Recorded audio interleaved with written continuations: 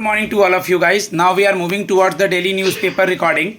It will be helpful for upcoming prelims and mains English, essay, descriptive, upcoming exams, mains and prelims, plus interview and GDG.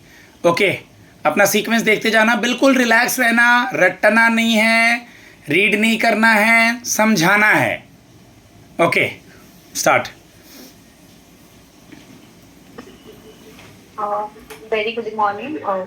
My topic is US visa for Indians executive revoked over drug trafficking.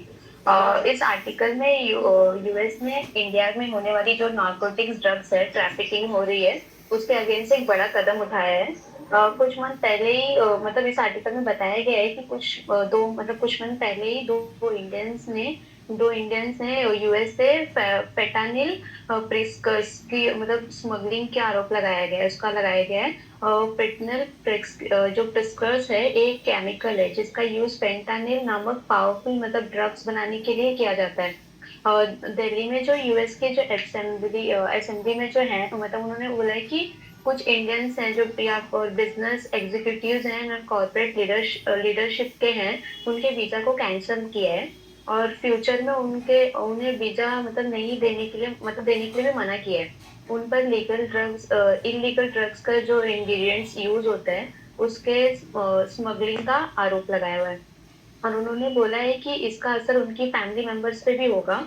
और यह एक serious warning है जो बताता है कि US के जो अधिकारी है वो इस मामले में कितने सीरियस है. और फेंटानिल ड्रग्स बहुत पावरफुल नैर्कोटिक ड्रग है जिसके ओवरडोज से दुनिया में बहुत सारे लोगों की जान जा चुकी है और वो सब डेथ हो रही है.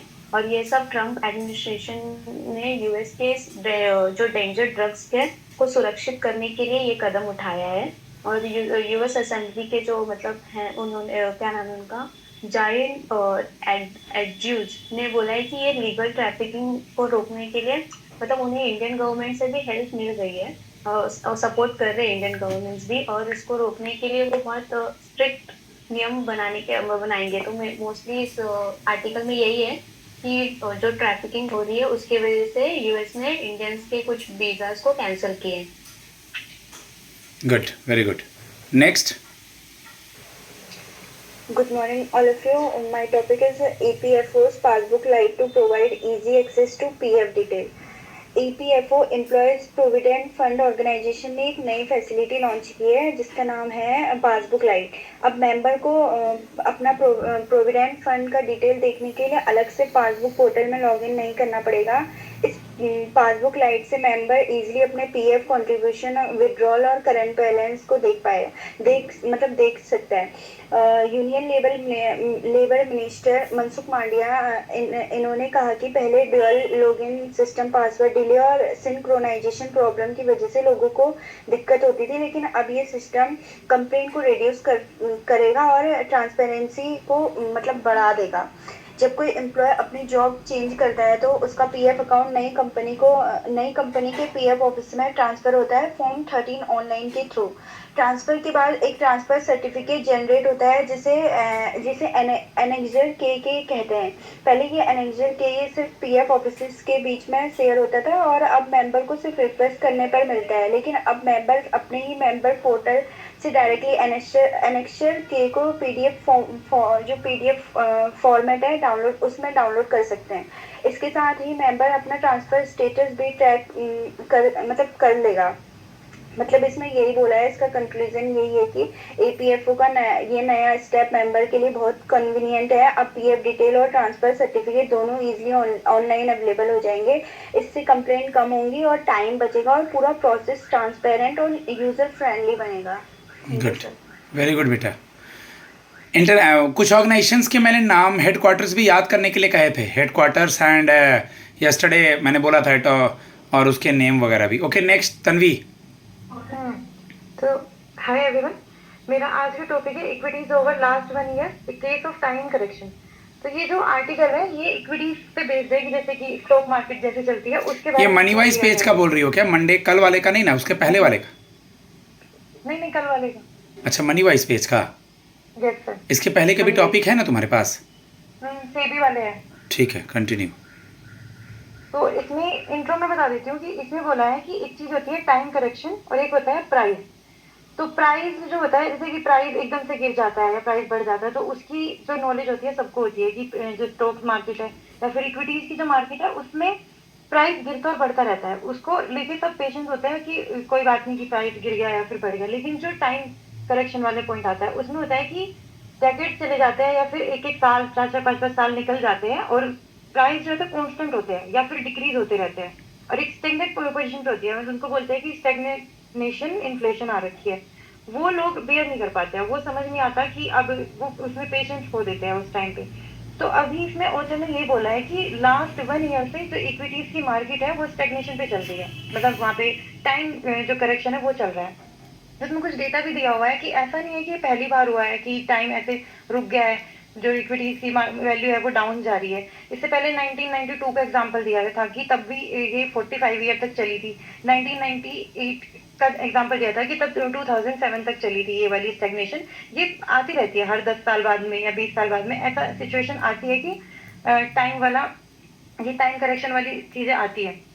तो इसमें मेन तो इसका कंक्लूजन है वो यही है कि ऑथर इसमें बोलना चाहते हैं कि जो इन्वेस्टर है उनको थोड़ा पेशेंस रखना चाहिए और थोड़ी जो अभी फिलहाल की जो स्टेगनेशन है वो लॉन्ग टर्म में फायदा देगी। अभी इसमें पेशेंस नहीं होना चाहिए, वो लॉन्ग टर्म में फायदा देगी। जैसे कि 10 साल या 4 5 साल बाद में फिर से इसके प्राइस बढ़ेंगे या फिर कम होंगे, जो कुछ भी होगा। ऐसा नहीं है कि बिल्कुल लॉस हो जाएगा या स्टॉक मार्केट डूब जाएगी, ऐसा ही चलता ही रहता है। तो that's all about it. Good, बाकी तो सारा डेटा था फिर इसमें। ठीक है Sindhu. Yes. Hello everyone. So today my topic is about uranium unrest. Resource extraction projects should have the people's consent. So this is about the all the devastations that are happening due to the uranium resources and also their extraction. So the context speaks like it has some history, means history of uranium mining.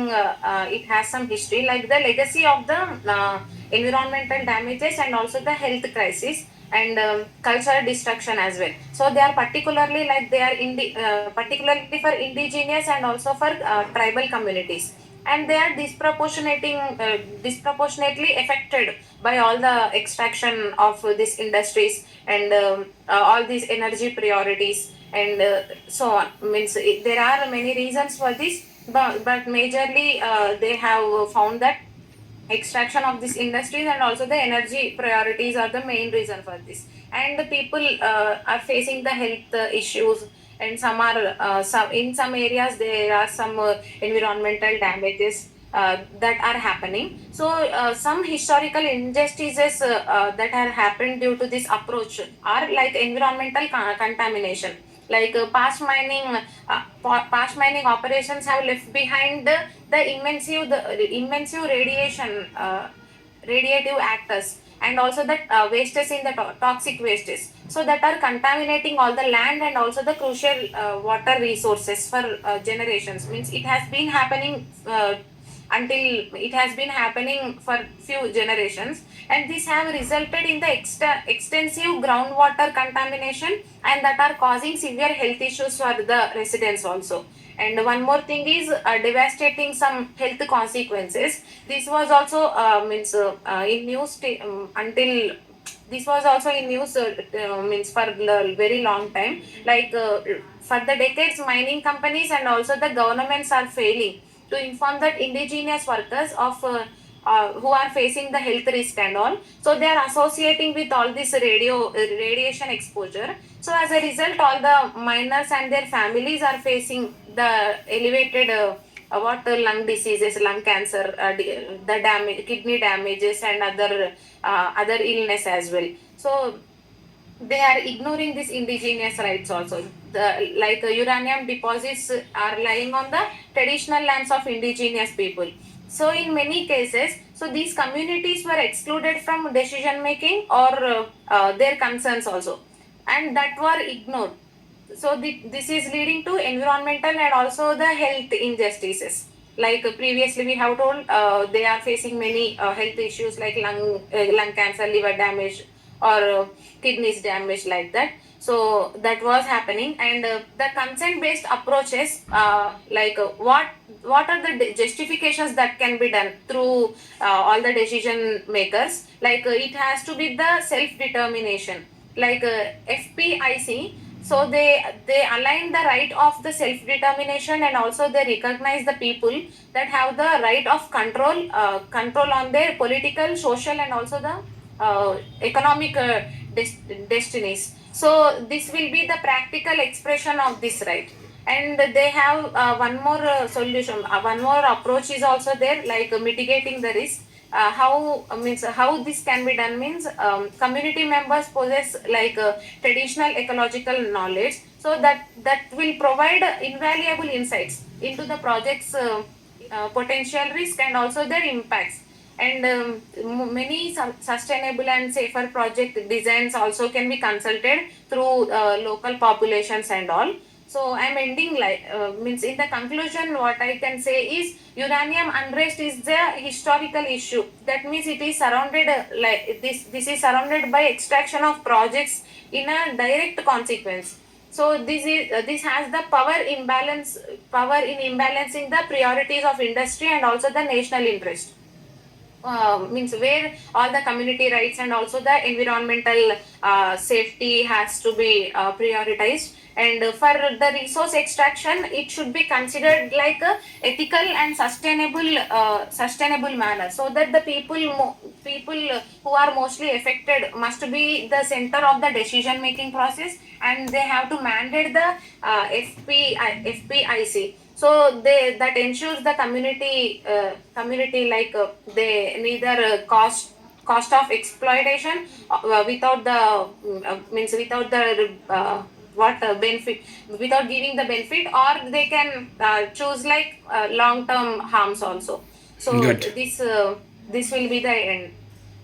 So thank you. Very good. कोई तो बाकी नहीं है मुझे लग रहा है. फिर मैं इवनिंग के टॉपिक किसके पास है, नहीं है मैं दे दूंगा. अभी तो कोई भी नहीं है. मनीष को देना होगा, स्वाति को भी देना होगा, नेहा के पास डिस्टर्बेंस है. आदर्श तुम्हारे पास भी टॉपिक था ना, जल्दी रिस्पॉन्ड करो, रिकॉर्डिंग चल रहा है. आदर्श चलो कोई रिस्पॉन्ड नहीं उसकी तरफ से. ओके गाइज, ठीक है. Now we are going to conclude this. Already you guys are listening different types of topic as well as individual video by some of my student. Okay, just try to practice for prelims, mains and interview. My number is 7503235358. Thank you.